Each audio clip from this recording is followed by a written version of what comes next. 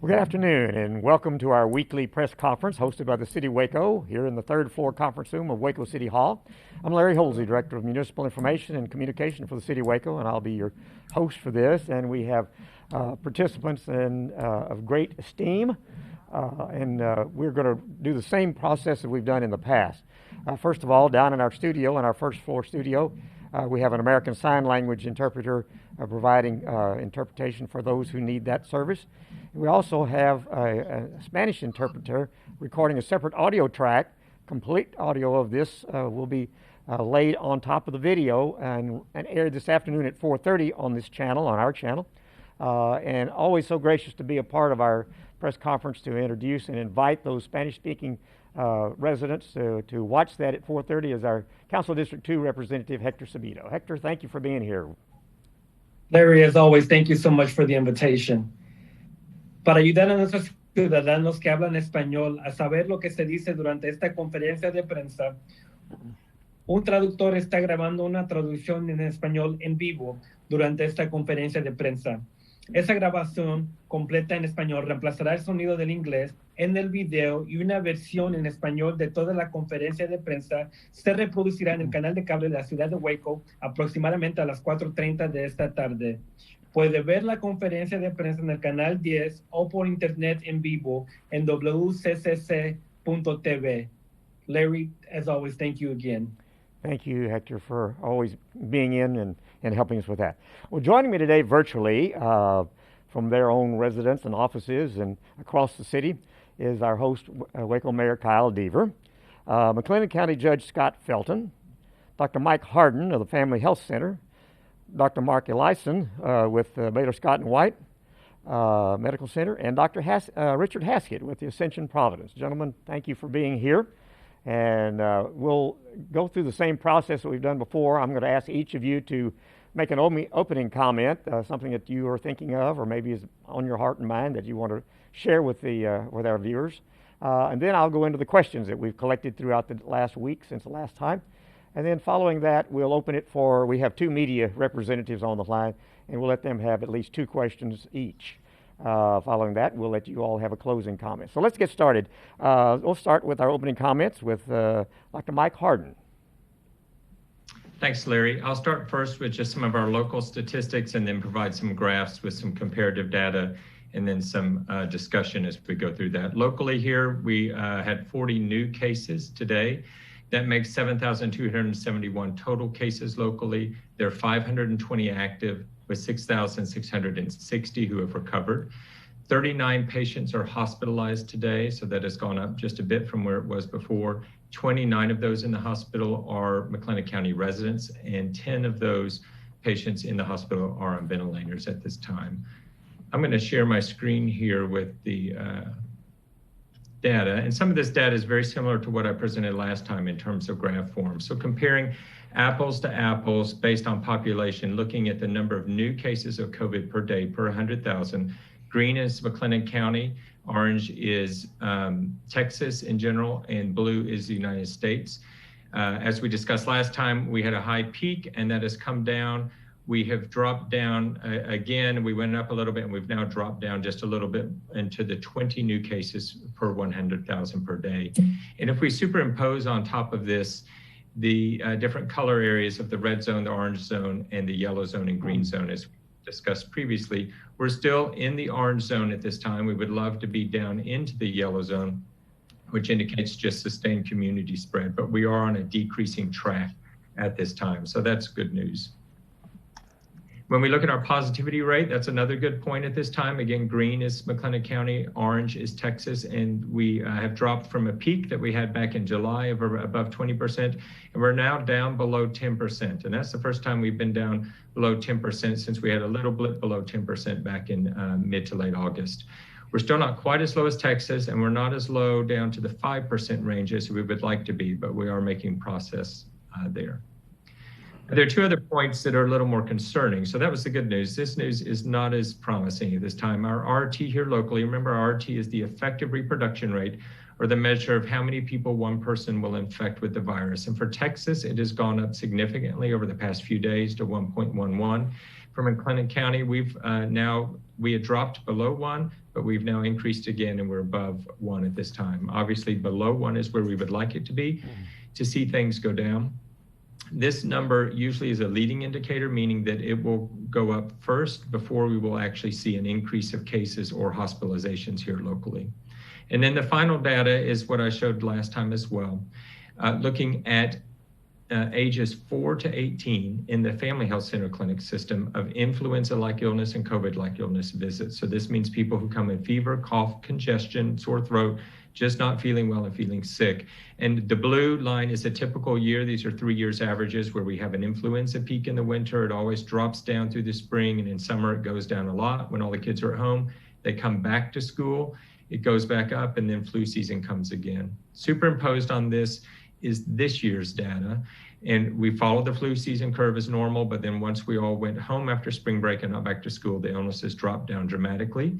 As we reopened here locally, those numbers went back much higher than would normally be during the summer. We put mask orders in place, and then that number has dropped down. And then we have recently seen it, even before schools opened, it started going back up. But then recently, WISD has opened, other schools opened earlier than that. And the unfortunate thing is we still see that number increasing at this point. We don't know if this means anything in the future. We do wonder if there will be a spillover effect to the adult population. But we see both these numbers and the current increase in the RT as leading indicators that could suggest down the road we may be seeing some more cases coming. And that's all the information I have right now, Larry. Thanks. Okay, Dr. Mark Elyson from Baylor Scott & White. Thank you. Good to be here again. So as Dr. Harden demonstrated, with home isolation and minimizing contact with others, we have seen a big decrease, but as things have opened back up, cases have increased, and we have taken a slight downturn, but then just in the last few days, as he demonstrated there within the state and within our hospital at Hillcrest, which is part of the Baylor Scott & White Health Network, we have seen some increases in cases, which is concerning to us. We still want people to take this seriously, but also, looking ahead for the future, want to just again emphasize the importance of flu vaccines, particularly this year as we're facing an illness and people don't know whether this is flu or whether this is COVID or something else. But a flu vaccine can be very helpful, and flu does hurt people. Just want to remind people to get their flu vaccine, and I'll have further comments as we get going. Thank you. Okay. Dr. Richard Haskin from Ascension Providence. Good afternoon, and on behalf of Ascension Providence, thank you very much for inviting me. Keeping in the spirit of the conversation that was touched on by Dr. Harden, we are seeing a small increase in cases recently in our hospital. We can certainly dive into that a little bit deeper if you want to.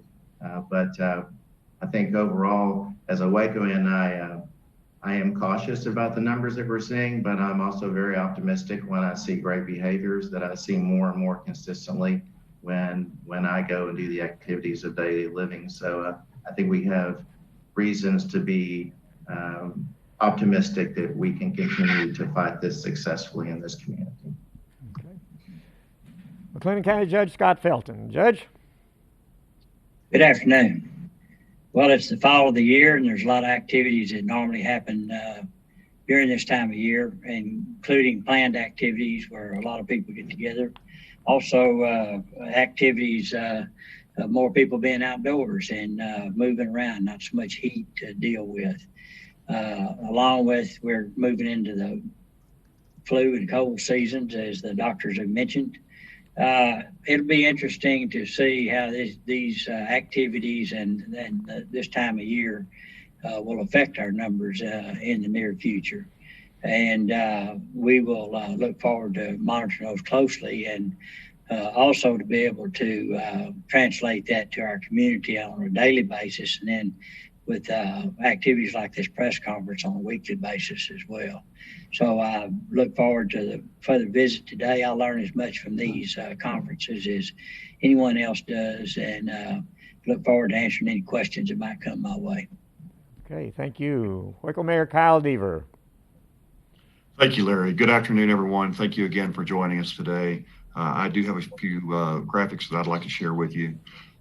This first graphic just shows the cumulative number of confirmed cases since in McLennan County since June 1st. I will remind you that we were extremely low through the beginning of June.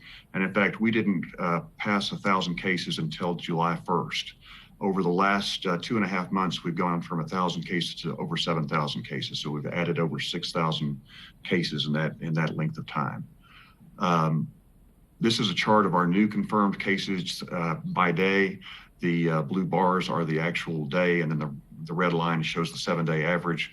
Last week, at this time, we were trending downward. We had gotten down to as low as 50 cases per day on an average. This week, we've bumped back up, and we're now at about 60 cases per day. I want to talk a little bit about Baylor because I know that a lot of people are concerned about the effect that bringing students back has had on our community. Baylor did have a significant spike like the third and fourth week of August, and the 7-day average got up to around 60 cases per day for several days in there. It has trended way down and is now close to 10 per day. So the situation at Baylor is much improved over what it was a couple of weeks ago, and that's very encouraging. We'll talk a little bit more about Baylor here in a minute. I want to talk about hospitalizations. As you just heard from the doctors, we had a little bit of a dip, which was encouraging the end of last week, early this week, but now we are back up to around 40 cases in the hospital. And so we've got to keep an eye on that.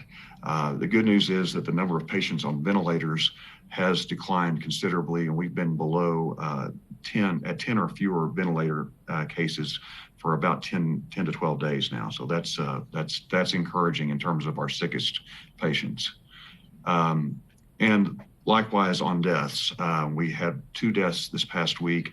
That is too many, but it is still much better than where we were when we had some really rough weeks back in late July and early August, with the peak being at 16 per week. But we have lost 91 of our friends and neighbors in McLennan County to this disease, and so we must continue to take it very seriously. This is the Texas positivity rate since June 1st. Texas continues to do well. We are in much better shape than we were several weeks ago, and the latest figures are around 7%, and hoping that trend will continue. On Monday, the state changed the way that they are reporting positivity rates. They had been simply taking the number of positive test results collected on a day and dividing them by the number of tests received that same day, test results on the same day. Now they are matching up the test with the date the test was actually taken. This is a much more accurate measure of positivity, but it also causes the numbers to vary from day to day until all the results are received for a given day of testing. This is the same method our health district has been using for months now, and glad to see Texas making that change. I think it is certainly more accurate, but it takes a little more work to understand it and just knowing that those numbers will change daily. Our positivity rate is finally below 10. It was at 9.7% as of September 12th and trending down. We will hope that trend continues. I want to talk just a little bit about surveillance testing and the difference between surveillance testing and clinical testing. Clinical testing is where a person comes in either with symptoms or they've been around a person who has been confirmed to have COVID, and so they have a reason to believe that they may be positive. Most of the testing that we have done in our county has been clinical testing, but there have been examples of surveillance testing, such as the testing that was done of all residents of nursing home and long-term care facilities. And in addition to that, now Baylor is doing quite a bit of surveillance testing. They are testing all their athletes, and some of those athletes are being tested 2 to 3 times per week. In addition, now they are now testing or attempting to test about 5% of their student body and faculty every week. So those are adding pretty significant numbers and will add numbers to our testing results. Some of those numbers have been included up till now and some have not. Going forward, we're going to include those results because they're being included in the state's results. And so we want to be as aligned as closely as we can be with the state. But just recognize that with surveillance testing, you would expect that positivity rate to be considerably lower than clinical testing, where people are coming in with symptoms or some other reason to believe that they have COVID-19. And so we will see our positivity rate come down somewhat artificially with the addition of this surveillance testing. And I want people to be aware of that. Also, I think it's really just important for us to understand and recognize that as our positivity rate dips below 10, that's really good news, but we can't let up on our vigilance. I think that's what happened to us in June. I think we had all gotten so tired of doing what we needed to do, and we felt like our numbers were low and we didn't need to worry. And we saw that gigantic spike that has taken us over 3 months now to get back under control. So we just don't want to see that happen again in our county and have the deaths and serious illness that will go along with that. So please, even though our numbers are looking better in many ways, we've got to continue to take this seriously. That's all I have for now, Larry. Thank you. Okay, let's go to the questions now. How many different kinds of testing are now available, and which ones are most accurate? And is there a price difference between the methods? Dr. Eliason, can you and maybe Dr. Haskin? Absolutely. Yeah, I'll speak to it, and then Dr. Harden can back me up where I miss something. So when we try to understand how we're going to test, there's several things and several modalities to do that. One is an antigen test. So an antigen is a piece of the virus. Think of it kind of like an arm or an ear, and we're trying to detect that piece of the virus that is unique to the virus. And that's actually what your body sees and mounts an immune response against. So that we can test an antigen. Another method is testing DNA that belongs to the virus, and that's called PCR. So what we're doing is we're taking a sample of body fluid from us, we put it in a machine that multiplies DNA, and the testing that does this testing, this modality, can actually detect very, very well viral DNA. And it can be as good as if there's a million copies of DNA floating around and 2 of those copies belong to COVID-19, it can actually pick it up. So incredibly, incredibly sensitive. And then a third test is antibody testing. So that's actually looking at your immune system. Has your immune system mounted a response? Has it recognized the virus, and is it attacking and fighting back? The problem with antibody testing is it depends upon your immune system. And it also requires time. So if you've been exposed to the virus today, you may not mount a response with your immune system that we can detect with testing for 10 or 12 or sometimes even longer days. So it could be a couple of weeks before we might test. So antibody testing is not really good for a diagnosis unless quite a bit of time has passed. So for example, you were exposed, you think you've been sick with COVID-like symptoms for a couple of weeks, and we do a PCR test and the test is negative, but we think that maybe you've had it. So an antibody test may be helpful at that point. So let me get back to the original question. So what are the testing modalities we have? We have antigen testing, which is very rapid. It's the cheapest, but it's not as sensitive. So it's going to miss some cases, and it can miss maybe 1 in 5 cases. That's a rough estimate. PCR testing is the most accurate. It's a little more expensive. The machine and the test equipment is a bit complicated. And the test takes about 3 hours to return, whereas the antigen takes about 15 minutes to run that test. So that's the test that we are using most reliably and most commonly to test for COVID-19 is the PCR testing. And then finally, the antibody testing, not as good for testing and diagnosing, but maybe using as a backup modality and also to see, hey, have you been exposed and do you now have an immune response? Dr. Harden, do you have anything to add to that? I think that was extremely clear and right on target. So I really appreciate that. I think there is some confusion when we talk about accuracy of tests. When a patient gets a test result and it says it's positive or it's negative, they think, oh, that means I either have it or I don't have it. And it's not as simple as that. It's actually quite complex in the background, what's happening statistically and with probabilities. But the PCR test is extremely sensitive, and the antigen test is very sensitive, but they're both very specific. So if you get a test result that comes out as positive, it doesn't matter if it's an antigen test or a PCR test, That means that you're either about to have the illness, so you're in the pre-symptomatic phase, that you have COVID-19 and you either have or don't have symptoms with it, or that you have had COVID-19 recently, either with or without symptoms. When it comes time to do mass testing for a bunch of people, there is some debate as to what is the best test. Some experts feel that the ideal test is something that's very cheap, that's very specific. So if it's positive, it's positive, and that is generally sensitive. Some experts feel the PCR test may be too sensitive because we can pick up dead virus or just like 2 particles of virus that can't be transmitted to someone. So this is an evolving issue with testing. There is a new test out there. There are multiple new tests that are in the pipeline. There's one that you may have read about from Yale with the saliva test. That is actually a PCR test as well.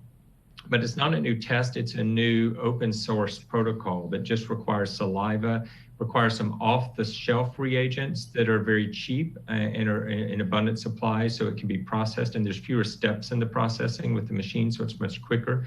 So there's promise with that test coming out as well. It's not used locally yet, but I know several organizations are looking at using that and adopting that as well. So I agree with Dr. Eliason, very sensitive, both are extremely specific, very sensitive tests as well. How accurate they are is really more of a complicated question. The antigen test is definitely cheaper in the long run. Well, that was great information. Now, please walk through the contact tracing process that follows COVID-19 case popping up at a local school.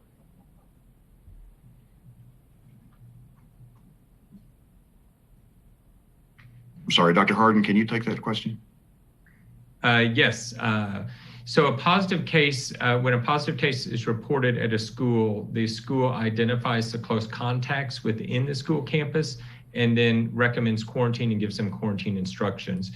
The school then reports that positive case and the close contact list to the health department, and then the health department conducts their investigation to identify the further close contacts outside of the school premises and then gives them information and instructions at that point. Okay. Great, thank you. Okay, the demographics of COVID-19 patients have skewed younger in the county now that college students are back in town. Is asymptomatic spread a bigger problem now? Dr. Harden, can you take that as well?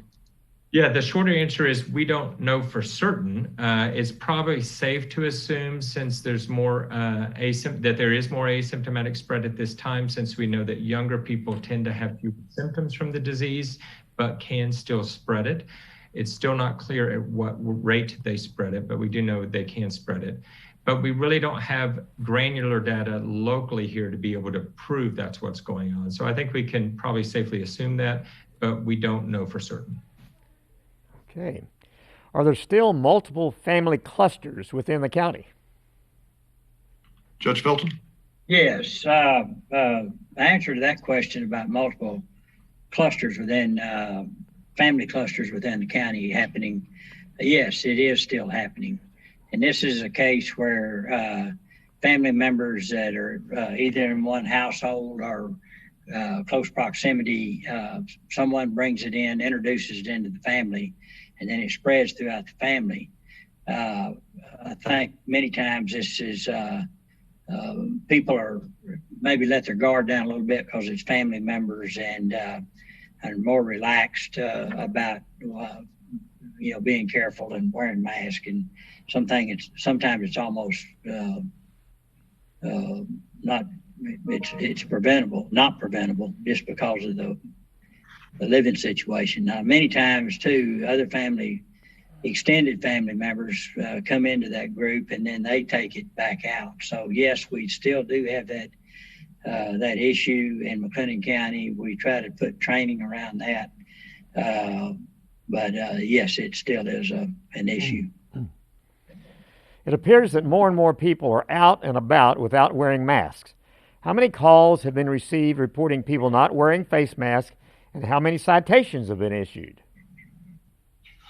Larry, I have not seen more and more people out and about without wearing masks. What I have seen is very good compliance. So maybe I'm going different places than the person who asked the question. But specifically, since the beginning of August, our code compliance department has handled 49 face mask complaints with 1 citation issued. And our police department has responded to 30 complaints, and no citations have been issued there. They have been given warnings in many cases. There was more enforcement action in August than there has been so far in September. I think that is due to people complying because we certainly are still, it is very easy for people to call either our code department or our PD to complain about a situation, and we will respond and act accordingly. Okay. In this morning's Waco Tribune Herald, a front page article describes the University of Texas model that predicts a 31% decrease in infections in the Waco region in the next 14 days. Can someone comment on that?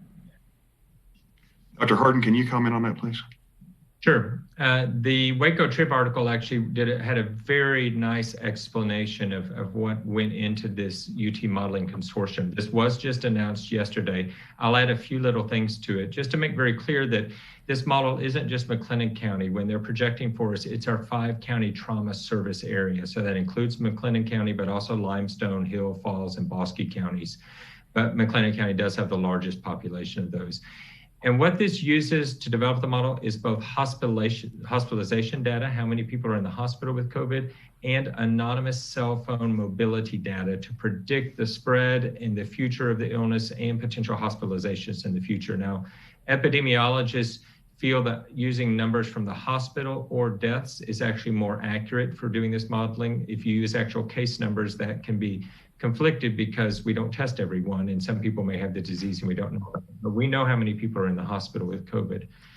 The most important thing to recognize about this model or any model that's out there is that we don't actually know if it's accurate or not or valid or not until after the fact. We can look back and see if it accurately predicted it. This is a very evolving process as it goes. And it's important to note that there's a big discrepancy. If you look at this model, this UT model says that our current 5-county area transmission rate, or RT, is at 0.8. But if you look at the other UT model, the UT School of Public Health, they say that our RT for our 5-county area is 1.29. So 0.8 versus 1.29, that's actually a very significant difference between the two. But the new UT model from the consortium says that on the RT of 0.8, they predict that we will have 31% fewer infections in our trauma service area over the next 14 days. Because it's such a smaller number of people rather than the entire state of Texas, the margin of error, it can be very large as well. So I think it's a tool that we can use. It's something that we can look at and compare to other models. We'll only know in retrospect if it works. As I mentioned earlier, I am concerned that our local data is suggesting the opposite right now, that our RT is actually a little bit higher and that our younger age group is showing an increased case incidence that may spill over into adults, but we'll just have to wait and see over time. Okay. 18 to 25-year-olds are the fastest growing age group coming down with the virus. What can we do to slow this down? Larry, that is very clear in the data, and the city is working with area schools, colleges, and universities to reach this group. Our strategic communications working group is working on some PSAs and other social media channels and things to try to reach this group. They are a challenging group to reach.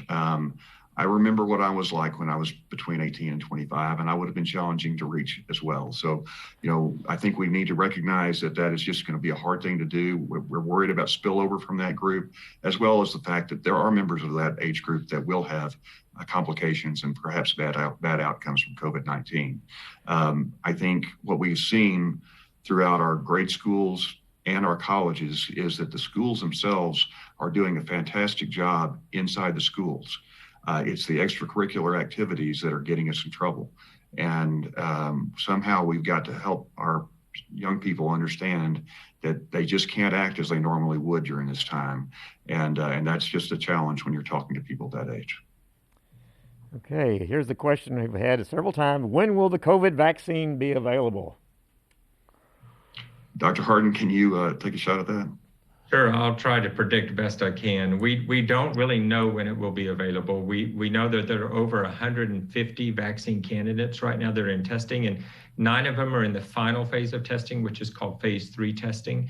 And so really the availability will depend on when that phase 3 trial is done and when they pass that. And in a phase 3 trial, what happens is they give that vaccine to around 30,000 people. Half of them, they give a placebo, half of them, they give the vaccine, and then we wait to see if they happen to get COVID and if there's a difference between the two because of the vaccine. And they're also looking at safety with that as well. The reports indicate that we could have some available by the end of this year, so late fall or winter or early next year. But you need to recognize when one comes out, it may not be universally available right away. You have to produce enough vaccines for the entire world and distribute them to the entire world. So it's a big task ahead of us, a huge logistic task. The companies that have some of the top candidates actually are already producing the vaccines in case they are approved. So there will be some available at that time. If it turns out that they aren't approved, then they'll just discard those doses. So there's been a huge effort, a huge cooperative effort between scientists, many different governments and companies to produce this vaccine, and we're on a good track to hopefully have one soon. Okay, here's a question, hard as what everybody's really interested in. Are football games safe to attend? Dr. Eliason, would you take a shot at that, please? Sure. Any activity is not completely safe, but outdoor activities we know are safer than other activities such as, a house party or a dinner party indoors, because there's air movement. And so as you have air movement and dispersion of the particles that people are breathing, you're less likely to get that inhaled and become sick. So outdoor activities are going to be safer, particularly people are wearing masks. So I'm not discouraging people from going to football games, but I am encouraging people to do what they know, what we've been teaching, which is to wear a mask, keep your social distance, and hand hygiene is also important. So hopefully that answers that question. Well, kind of a follow-up on that. Many schools require a temperature check before entering a stadium to watch a game. How effective is this screening, since I've heard that people who are asymptomatic can still have and spread the virus? Dr. Haskin, could you speak to that, please? Me too. That's a great question. About 40% of people can be asymptomatic and shed the virus, so that is a real issue. And temperature checks are not perfect. And so I think the first thing I'd say is that if you are sick or not feeling well, just stay home and enjoy the game on a live stream, because I think most of our school districts have been very intentional about providing alternate ways to be able to enjoy a great high school football game. And if you must go, I think what Dr. Eliason said is absolutely true. It's not risk-free. There are risk mitigation strategies, checking your symptoms, checking your temperature, of course, maintaining social distancing, watching lines, don't sit too close to people, go into the bathroom, those types of things. You just need to be mindful of protecting yourself and protecting others. Ultimately, I have to believe in the good sense of Central Texans to do the right thing and to do their best to have a safe environment as best we can. But it's not going to be perfect, no matter what strategy we use now. Okay, is testing for antibodies available or only for active COVID-19 cases? Dr. Eliason, can you take that, please? Happily, yes. So antibody testing is available. As I had mentioned earlier, it's not advised to use it as a routine test for patients who are seeking a diagnosis. That there are cases where it can be very helpful in making a diagnosis, but generally this is going to be to see if somebody's had a response. So if you're wondering, do I have COVID and you need a test, it's not the test that I would reach for right away for everyone. It's going to be something that's going to be a select few that need that test to help us figure it out. And it's really only going to be positive in somebody who's been sick or who's been exposed for more than a minimum of 10 days. Okay. Is donated blood susceptible to carrying the virus? And if so, how is it tested? Dr. Harden, would you answer that, please? Yes, sir. So to our knowledge at this point, in the studies that have been done, there is no evidence that the coronavirus can be transmitted through a blood transfusion. Agencies that do collect blood and screen and test blood do two things to help prevent any issues with coronavirus. One is a standard questionnaire is given to try to identify anyone who is at risk for having coronavirus or COVID-19. But then at the same time, they are doing testing for antibodies for COVID-19 on all blood samples as well. And so there are screening precautions that are taken, but as far as we know at this point, even if someone donated blood with COVID-19, you cannot transmit COVID-19 through a blood transfusion. Okay. All right, a regular question, but we keep getting all the time, but I've heard new discussions about jury notices, Judge, and the possible start of trials in McLennan County. What's the latest? Well, we continue to work on that. The Office of Court Administration has allowed us to start jury trials under certain conditions, in other words, certain protocols after October 1. And so our initial plan is to impanel a jury, have jury called here fairly quickly for October, a couple of October trials. We will alternate trials between the two criminal district judges, Judge Strother and Judge Johnson, and so we can manage all of that. We have adequate courtrooms under normal times, but some of these courtrooms aren't constructed in a way that can be modified to have a 12-person jury sit there and still have proper spacing. So we've worked out a plan that we can do one trial at a time, alternating these two trials. Those are the two that are backed up the most, and start that. We would impanel the jury outside the courthouse at another location that could hold 300 or more people to be able to select those jury members, and then assign them to courts over the next few weeks that they would show up for to participate. The smaller courts, County Court of Law, only has 6 jurors, and so we can use the courtrooms that won't work for larger 12 jury impanelment to 6 jury. We can use some of the district court judges' places that aren't being used. So we continue to work on that. There's a possibility we would have trials outside the courthouse at other venues or other locations, but that's very complicated when it comes to providing adequate security and those things. But we are going to start in October and kind of go through it slow and methodical to make sure safety and for health reasons and all other types of safety are high priority. Thank you. Okay, should contact lens wearers take extra precautions, and can the lens solution act as a disinfectant? Dr. Haskin, I know this is not your exact area of expertise, but I'll ask you to take a shot at this one. Thank you, Mayor. You're right. I had to look this one up. And so the second part of the question first, I'm not aware of any use for a contact lens solution other than using and applying your contacts. So I don't know that I would use it as a disinfectant.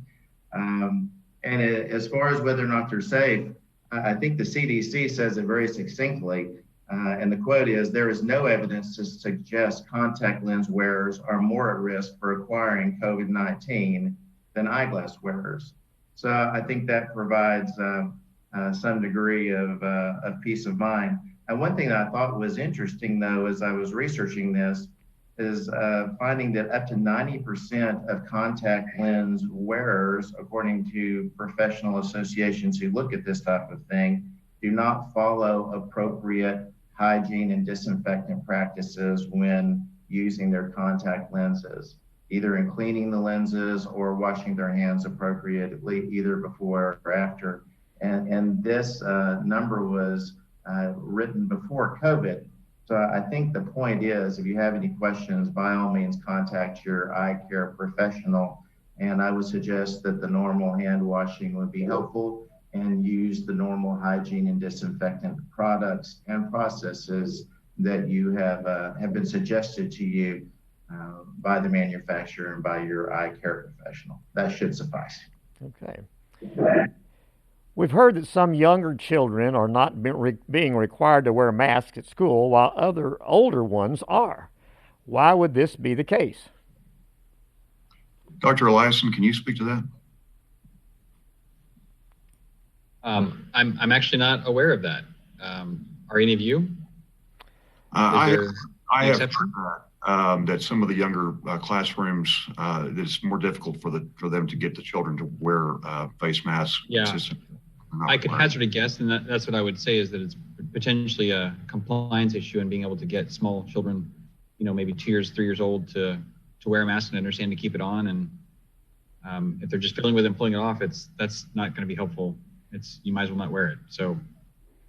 Well, and we were informed today of 2 elementary school classes with young children where the teacher tested positive, and because the children were not wearing masks, now each of those classes, and I believe they were in separate schools, potentially in separate districts, the children in each of those classes is now having to quarantine for 14 days. So there are just challenges, but as I said earlier, the schools are doing a great job in handling this and reacting when they have a situation like this. Yeah. Okay, we're going to get into the flu here. Is it possible to have the flu and COVID-19 at the same time? Dr. Haskin. Unfortunately, I think the answer to that is yes. You can get them both. And the term that I hear used amongst my physician friends is twindemic, which is something that we hope doesn't happen. It can be difficult to discern between the two. The symptoms can be very similar. And other than the more COVID-related loss of taste and smell, which I think is probably going to be less associated with the flu and really more of a marker for COVID. I can't stress enough what Dr. Ellison and I believe Dr. Hardin have both said. Getting the flu test is just going to make, the flu shot is going to be really paramount in terms of strategic importance to try to make this a little bit easier for you as patients and for us as healthcare providers.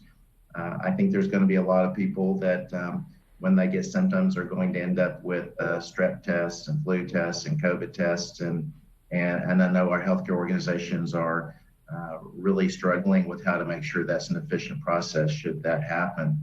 But yes, you can get it. And yes, please get your flu shot. Okay. The governor's disaster order continues to be extended, and the city and the county extend their orders to match. When do you think these orders will be lifted? Judge Felton, would you answer on the county's behalf, and then I may have a thing or two to add for the city. Okay. Well, I would say that we don't know exactly what the governor's guidelines are to modify up or down any of the orders that are in place right now. Numerically, you hear numbers like 10% and under positivity rate or 5%, things change, but there's a lot of other dynamics that come into play in this. And of course, that the economic situation's also considered in this as well, and the well-being of people in general. So the answer is we don't really know. We try to pay close attention to that, but until the governor actually states it, you'll know when we know, more than likely. Yeah, I agree, Judge. I mean, as we've discussed many, many times, the governor has really taken control of the reopening of our economy and the way that this is going to go, and has given local officials very little leeway. So we will be looking to the governor for what he wants to do next and when he decides to make that call. I appreciate the fact that he seems to be following the data and being cautious about that, knowing that there is a very fine balance there between economic recovery and keeping the state healthy.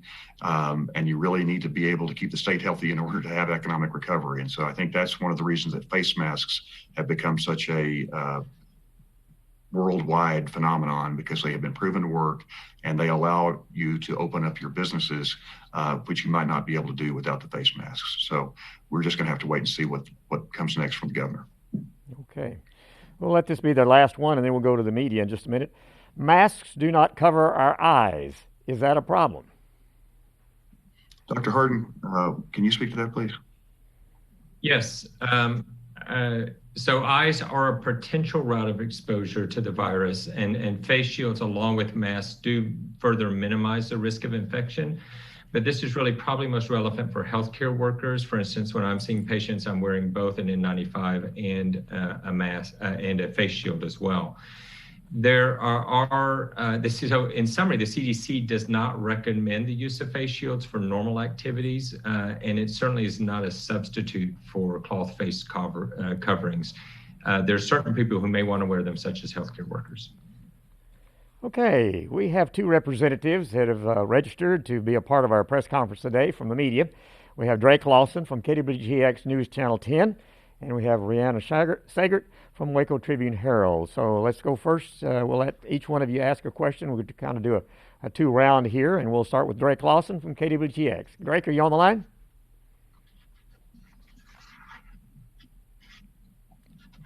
Drake? Drake Lawson, are you on the line?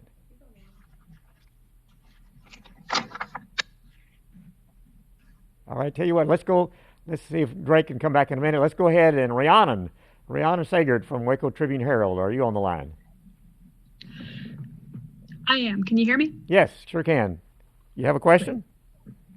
Yes. Can you define close contact, specifically what close contact is considered inside of a school? Dr. Hardin, can you speak to that, please?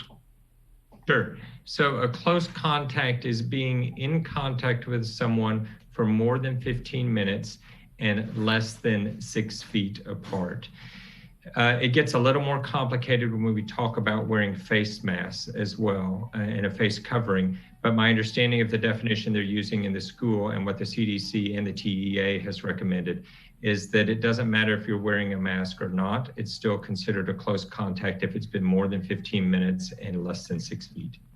Obviously, you can imagine in a classroom setting or in a school setting, that can be pretty hard to judge sometimes. I know classrooms are keeping track of where students are seated in their classes. It becomes even more complicated at lunchtime and recess. So they have specific strategies in place to manage that. Okay. Let's go see if we can make contact with Drake. Drake, are you on? Drake Lawson. Not hearing from Drake. Okay. Rihanna, you're it. You get one more shot at it. Right. You mentioned that enforcement of mask and distancing orders was more stringent in August. Will we likely see an increase in enforcement moving forward, or what kind of numbers will we have to see before that happens? Rhiannon, I wouldn't say that the enforcement was more stringent. I would say we were getting more complaints and going out to respond to those complaints. So our enforcement strategy has been the same since August, which is we're responding to any complaints. We are not putting patrols out into businesses and stores as we were for a while there. We were simply doing it on a complaint basis, but we're just getting fewer and fewer complaints. And I attribute that to compliance, but there may be some other drivers as well there. Judge, you have any different opinion about that? Oh, I agree with you 100%. It's phone calls still come from time to time, but not very often. I will say one complaint I did get was at a football game where people were complaining that some of the folks that in the stands did not have masks on. And of course, there's a lot of cheering and hollering going on that could cause more. So I would just say that is one area that probably some improvement could be provided. But otherwise, it's I agree. I think more people are complying. Yeah, Judge, I think we also got a complaint recently about a soccer field, and so we'll be Right. looking at those situations as well, and just trying to help remind people what they need to be doing. Right. Okay, Drake says he's on the call. Let's try one more time. If not, I think he's sent them so we can maybe read Larry, them. he's actually posted there in the discussion. He can't speak, but he can type. So if you want to. Julie, can you open up the questions, or can you all see the questions? Let's see. Here we are.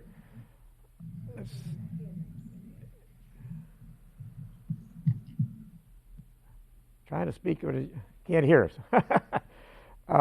Yeah, he's just asking if we can hear him. Yeah. He asked here. Drake, Larry, are you communicating with Drake? Here's a question from him. Mayor Deaver, you mentioned a case on a kindergarten teacher. Can you elaborate?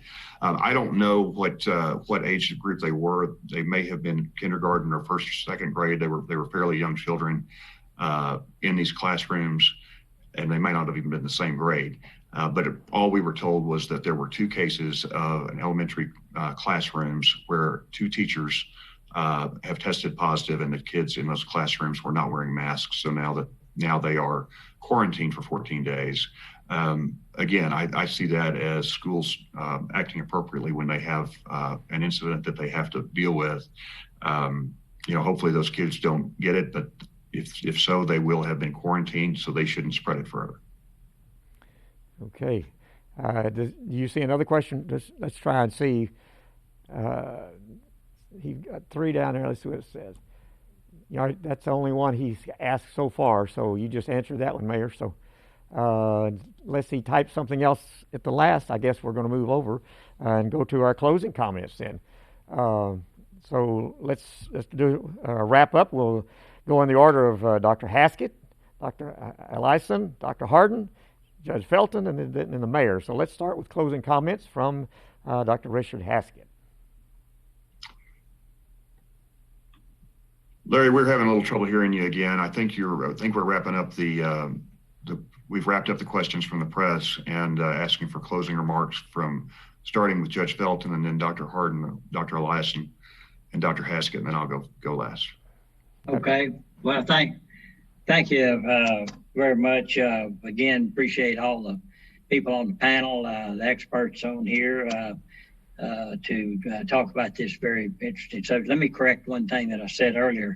I did say a football game, but Mayor, that reminds me, it was a soccer game, and I think you were copied on it. So I believe it was a soccer game. One thing, just in that vein, as Dr. Ellison said, going to football games and different events such as soccer and all the things that are outdoors seems to be safer. But if you feel like you're not socially distanced and all, a mask is certainly recommended for that. And would encourage our citizens to do that. I want to take this opportunity also, now that schools are coming back into getting back to face-to-face with the students. I think it's been a well appreciated thing that's happening throughout the community. I know my kids that have kids in school are glad their kids are back in school, and we appreciate how hard the teachers administration have done to make this as safe as possible. And it's going to be hard. It's going to be very difficult. But, our teachers and our administration, they're on the front line like a lot of our essential workers are now. And we appreciate all that they do for us and to take care of our kids. They see them more hours than many times parents do, waking hours rather. So just wanted to give a shout out to those folks as well. Again, shop local, help our local folks, help our economy here. And that we look forward to hopefully having improved numbers as we move forward. And hopefully also we get closer and closer to the day that vaccines come out. But in the meantime, maybe even improve therapeutic treatment for the folks that are affected by it. But thanks for having me, Mayor, and look forward to next time. Okay. Thank you, Judge. Are you hearing me at all? Okay, go ahead. I'll let you handle it, Mayor. You're doing great. I'm sorry, Larry. I don't know what's going on again. It's the same thing we had last week. I think the public can hear you, but we can't hear you very well here. So I'll try to wrap up our closing comments and then turn it back to you to close out. So Dr. Hardin, if you could give your statement, please. Sure. Thank you again, Mayor Deaver. Thank you, everyone, for the chance to share. And I really appreciate the responses from everyone on the panel here. It's always very informative. We have been, as we have seen, we have been successful as a community in what we've done at this point. We have dropped the curve down where we want it. We'd like it even lower if possible. Our positivity rate continues to come down. That is all very, very good news. And that's directly because of the work that people have done for each other. And we all benefit from this. We are not going to eliminate COVID by doing this, but we are going to bring it down to a sustainable level to prevent unnecessary deaths and to prevent overloading the hospitals as well. And that's really, I think, the best that we can hope for here until we get an effective and safe vaccine, and a vaccine that's widely adopted by a large number of people. We've got to get at least 70% of our population to have the vaccine to be able to knock out the transmission of the disease. So really, this is unfortunately the new norm for a while. We have to figure out how to balance this, as Mayor Deaver said, to balance it economically, but also balance it from a safety standpoint. And there is, no one knows the right answer. We're learning this as we go, but what we've done so far has worked. So really encourage people to continue what they're doing in terms of distancing appropriately when they can, and to wear a mask when they're out in public or with people outside of their household. Thank you, Dr. Harden. Dr. Eliason?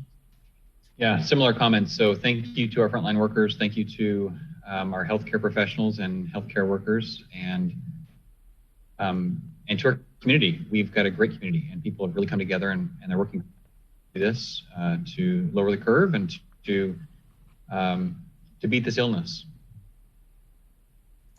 I think a lot of the media has really focused on the deaths and the death count, and while that is definitely tragic, it's not the only consequence of this illness. It does harm people. It does place unnecessary cost and burden on the healthcare system. And it's not just that people are dying from this disease, but it also can injure people and leave permanent illness and permanent medical diseases, such as requiring oxygen.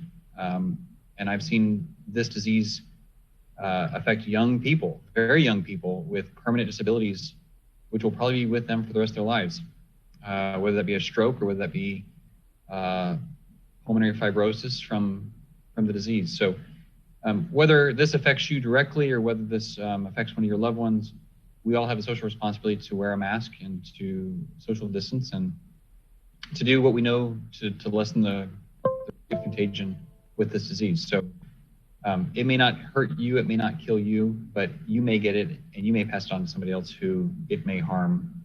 And so again, we all have that social responsibility.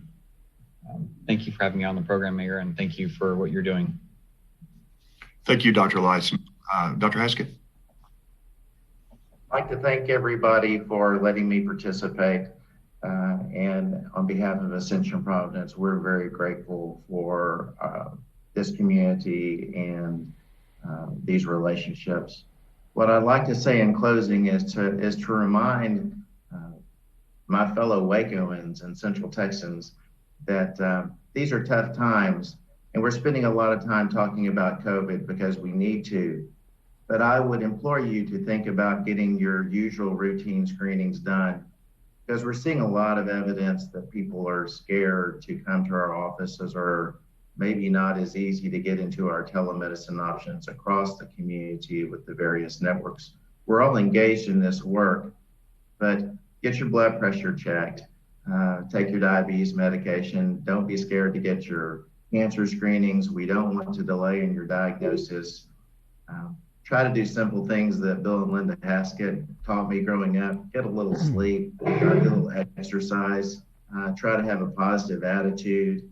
And above all else, if you need our care in our facilities in Waco, Texas, they're safe. You can get your care. Don't delay. And chin up. We're going to get through this together. Thank you, Dr. Haskin. I want to thank all our participants today. Judge Felton, thank you for your continued great leadership of Waco. We're so fortunate to have you as our county judge, and you do a great job, and we appreciate you taking the time to join us today, and really appreciate the medical staff that's here today. These three great doctors represent three great organizations that are the backbone of our healthcare system in Waco and McLennan County. And Dr. Harden, Dr. Eliason, Dr. Haskin, really appreciate you all taking the time out of your busy day that you spend caring for folks to be here to answer these questions. And then Larry and Julie and Kelly, thank you all and your teams for the great work you do to bring this press conference together every week. I want to remind everyone that we have free testing going on today and tomorrow from 8 to 5 at Tolliver Chapel Missionary Baptist Church, 1402 Elm Avenue. You do need to register for that testing. You can do it online. You can do it today and get tested today or tomorrow. Just go to covidwaco.com and click on free testing. That will also show you the upcoming testing that it will be September 24th and 26th at the Waco Multipurpose Center, also on Elm, and then October 2nd at the Waco Fire Station number 5 on Bagby. Again, this testing is brought to you by teamwork from the Waco McLennan County Health District, our Emergency Operations Center, and the Texas Department of Emergency Management. Really grateful to all three of those organizations for collaborating and bringing this free testing to Waco. Again, you don't have to have symptoms. It is a cheek swab, so it is not the invasive nasal swab, and it's free. So it's a great opportunity if you have a reason to believe you need to be tested to get that done. Dr. Harden said very well, you, the citizens of Waco and McLennan County, have been working really hard to do the right thing, and it is showing up in our numbers, and I'm really grateful to you for doing that. I have to encourage you to keep it up. I know that this COVID fatigue is real, and we get tired of it. And when our numbers start getting better, we seem to think we can let up. We just can't do that. We saw what happened to us in June when that happened. And we don't need to have another spike like we had then. That was very hard on our healthcare workers. We lost almost 100 of our citizens during that time. So let's work together, keep doing the right thing. Speaking of that, Baylor has its first football game this weekend against the University of Houston. I'm very excited about that. I know many of you are. I hope you're able to go to the game. And I ask that if you do go to the game, that you do it responsibly, which means following the rules that Baylor has set up for the stadium and not attending large tailgate parties. We will be responding, our police department will be responding to complaints about groups of 10 or more gathered at tailgate parties. I know you want to do that. I do too, but we just can't do that this year. And there are other ways to enjoy the game and hope that the Bears pull out a victory this weekend. Several people have mentioned flu shots. It's just critical that you get your flu shot this year, even if you normally don't. If you sometimes do and sometimes don't, or even if you've never gotten one, please get your flu shot this year. That is going to make a difference for you, and it's going to make a difference for our community because it will help our healthcare systems maintain a level that they can care for well.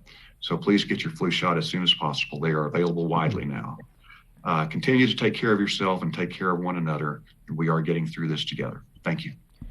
All right, thank you, Mayor. I don't know if you're hearing me or not, but I know our TV audience is, and so we can hear you great now, Larry. Naturally, that's always the way it is, isn't it? I want to thank all of you all. Obviously, it's a great, informative session that we have together, and I want to appreciate that. I want to remind everybody that there is a Spanish interpretation at 4:30, but we're also replaying it at 7 o'clock. So anybody that's been at work and wants to hear the whole thing over again, it'll be on our cable channel and live stream tonight at 7 o'clock. So do as all of our participants have said, take care, abide by the rules and everything, and we'll be back here next week. Have a good afternoon.